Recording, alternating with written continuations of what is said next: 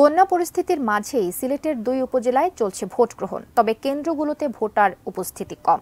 জকিগঞ্জের মহিদপুর সরকারি প্রাথমিক বিদ্যালয় থেকে যুক্ত হচ্ছেন প্রতিনিধি নাজাত আহমেদ পুরকায়স্থ।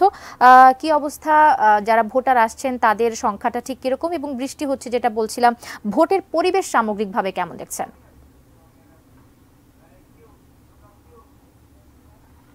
হ্যাঁ, আপনি যেমনটি বলেছেন সিলেটের যে আজকে ২টি উপজেলায় নির্বাচন হচ্ছে, কিন্তু নির্বাচনে ভোটার উপস্থিতি কম। আপনি যেমনটি জানেন, সিলেটে কিন্তু আগাম একটি বন্যা হয়েছিল পাহাড়ি ঢলের কারণে, যার ফলে কিন্তু এখনো কিন্তু এই ২ উপজেলার অনেক মানুষ পানিবন্দী রয়েছেন।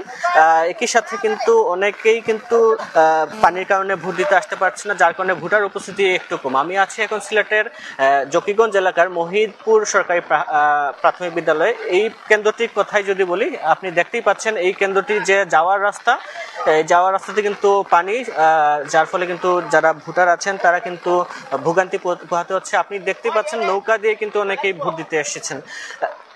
সিলেটের যে ২টি উপজেলাতে মোট ২৩ জন প্রার্থী রয়েছেন, যার মধ্যে ১১ জন হচ্ছেন চেয়ারম্যান প্রার্থী, আর হচ্ছে ৮ জন ভাইস চেয়ারম্যান প্রার্থী এবং ৪ জন মহিলা ভাইস চেয়ারম্যান প্রার্থী। এই উপজেলাতে মোট ৪ লাখের মতো ভোটার রয়েছেন, যারা হচ্ছে ১৫৮টি কেন্দ্রে তারা ভোট প্রদান করবেন। কিন্তু একটি বিষয় হচ্ছে এই যে বন্যা পরিস্থিতি এবং যে এখন যে বৈরী আবহাওয়া, যার কারণে ভোটার উপস্থিতি কম। সংশ্লিষ্টরা যেটি বলছেন, বেলা বাড়ার সাথে সাথে তারা কিন্তু ভোটার উপস্থিতি বাড়ার সম্ভাবনা করছেন। একই সাথে তারা ভোটারকে আসলে কেন্দ্রে আসার জন্য উৎসাহিত করছেন। আবার সংশ্লিষ্টরা যেটি বলছেন, তারা কিন্তু ভোট গ্রহণের পরিস্থিতি নিয়ন্ত্রণ করার অপ্রীতিকর ঘটনা নিয়ন্ত্রণ করার জন্য তারা কিন্তু পুলিশ, ম্যাজিস্ট্রেট, একই সাথে আর্ম পুলিশ, স্ট্রাইকিং পুলিশও রেখেছেন।